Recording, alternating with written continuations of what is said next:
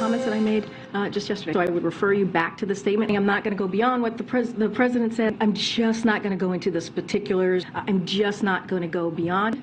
Don't have more to share. I'm not going to get into the decisions that was made. I'm not going to get beyond that.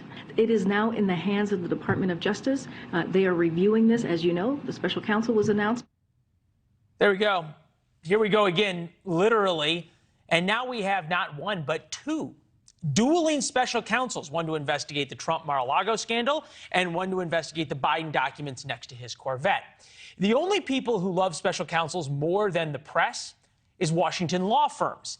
Everybody, even loosely related to the investigation, must get their own lawyer at $500 an hour. Appointing Robert Hur happened pretty quickly, or did it?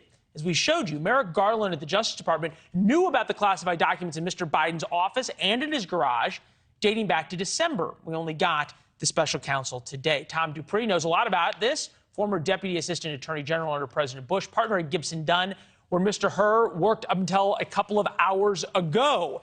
All right, Tom, so how does this work? Is he literally sitting at his desk and the phone rings and, "Hi, this is Merrick Garland. Would you like to quit your job as a partner at making a lot of money and come be a special counsel?" That's eerily accurate, Leland. Yeah, that's pretty much how it works. My guess is that this was something that came together in the last couple days, probably. I mean, Merrick Garland has known about the situation for a long time, but my sense is he probably made the decision to pull the trigger and appoint a special counsel within the last week or so. At that point, you want to find someone, I'm sure, who had kind of the Trump pedigree, as it were. Rob Hur served under President Trump, so I think that will insulate Garland to some extent from playing politics. And you want to find someone who's smart and highly respected, and Rob Hur fits the bill on all fronts. Your endorsement of him means a lot. You're a good judge of character by evidence that you enjoy coming on the show and still do. We appreciate that. At the same time, he works for the Attorney General, right? So you can be a sort of a Trump appointee and have that pedigree, but you still work for the Attorney General, who still serves at the pleasure of the president. What is the point of this idea of the special counsel?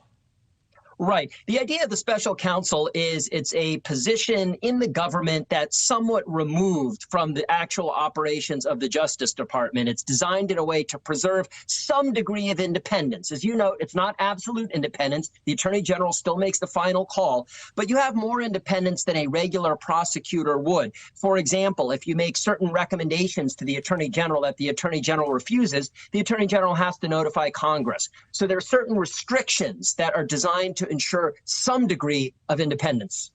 Got it. Okay, so now we go on this. Mr. Hur has left his very nice office at Gibson Dunn and headed down to DOJ or to whatever office building he ends up with offices at. He's now being followed around by the press. There's now people writing stories about him all the time. There's all sorts of leaks. Why do you do this job?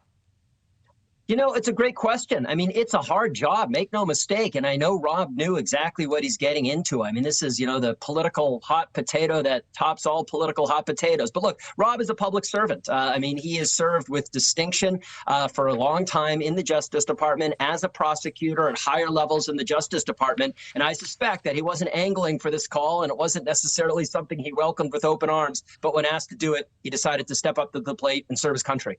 Well, and others have. Jack Smith, Robert Mueller, John Durham. And then you go back down to Ken Starr. If you do the job of special counsel right, you're really not anybody's hero.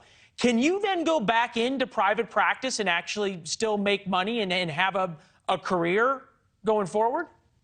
Oh, I think so. I mean, look, certainly there are examples in our nation's history of special counsels who kind of get pulled often, you know, against their will into the political fray. I mean, Ken Starr was a great example of that. But you also have special counsels that, you know, people have never heard of, and they serve with distinction. They do their job, and then they return to their private sector job or wherever it is, having served the country and done what is undeniably a very, very difficult job. You have been unique in your ability to look into a crystal ball and talk about sort of how these investigations play out. You also have a very high opinion of Merrick Garland, which is appreciated and understood. But at some point, how does the American people believe that the Attorney General is going to remain neutral when you've got two investigations into a former president and the current president about roughly the same thing? Fact patterns are slightly different. And yet, how does the country deal with it if he comes up with separate answers and charges or non-charges to these two things. Yeah, Leland, you put your finger on it. This really is going to be a litmus test of Merrick Garland's commitment to independence in law enforcement. Thanks for watching. Go to newsnationnow.com to find NewsNation on your television provider. And don't forget to subscribe. Click the red button to get more of NewsNation's fact-driven, unbiased coverage.